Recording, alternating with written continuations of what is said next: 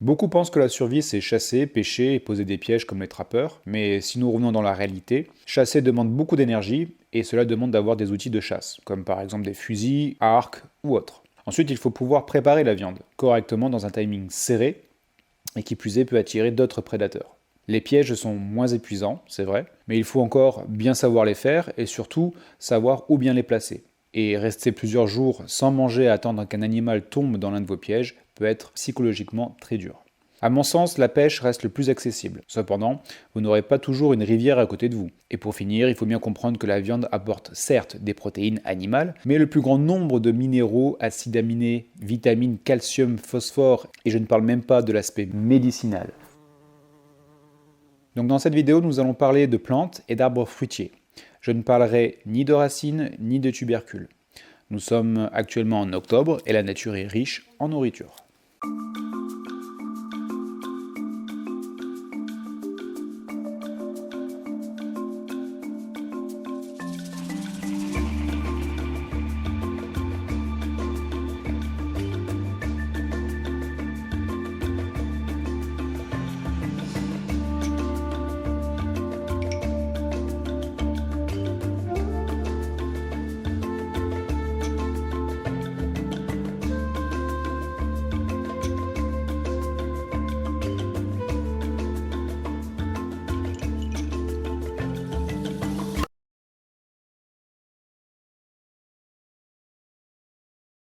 Nous ouvrons le bal avec le plantain. Il y a différents types de plantains qui sont riches en vitamines A, B, C, fer, calcium, phosphore et magnésium. Les jeunes pousses se mangent crues et les plus vieilles comme des épinards.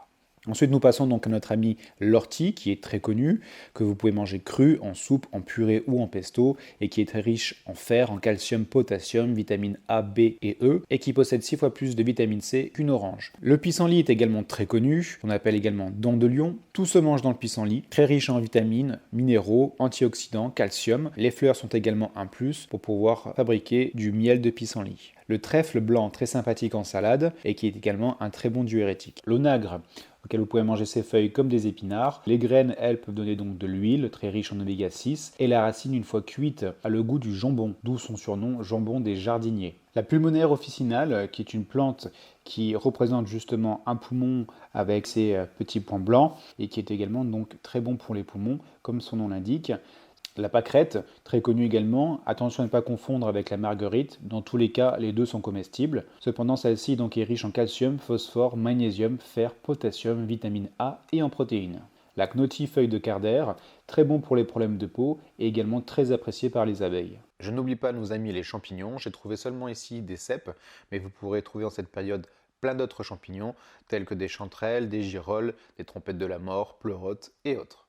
Nous passons maintenant à la sénelle, qui est le fruit de l'aubépine. Les fruits et les feuilles se consomment, riches en vitamine C, mais assez farineux au niveau du goût. Alors cependant, attention à ne pas confondre avec le tamier. Ici, on a les mêmes petites boules rouges, mais qui sont ici toxiques et que vous ne pouvez donc pas consommer. Ensuite, nous retrouverons également le fragon, que l'on appelle petit hou ou faux hou. Attention, ces petites baies rouges sont également toxiques. Cependant, les jeunes pousses de couleur violette peuvent être consommées, notamment pendant la période de mars, et qui ont le goût de réglisse. Nous passons maintenant aux fruits du rosier, que l'on nomme l'églantier, 25 fois plus riche que la vitamine C et qui peuvent être mangés de deux manières, notamment la première, soit vous attendez que le fruit soit un petit peu blette afin d'en extraire la purée qui est à l'intérieur et vous pouvez le consommer directement, ou encore de venir couper le fruit en deux, retirer les petites graines qui se trouvent à l'intérieur, le poil à gratter notamment, et ensuite donc, vous pouvez le croquer directement.